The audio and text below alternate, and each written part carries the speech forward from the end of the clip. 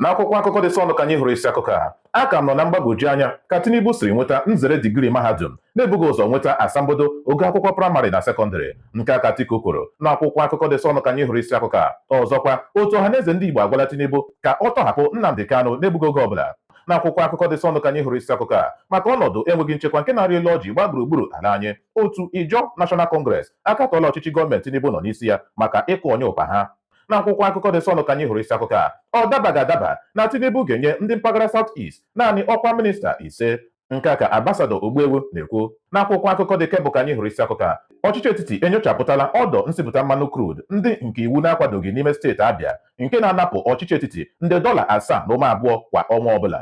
N'akwụkwọ akụkọ dị kebụl ka anyị hụrụ isi akụkọ Atiku, Tinubu na Peter Obi ga-amara ebe ha kwụ dịka ụlọikpe traibunal amahapụtala abalị 16 nke ọnwa Septemba dịka ụbọchị ịchaba ikpe ha. You don't merit.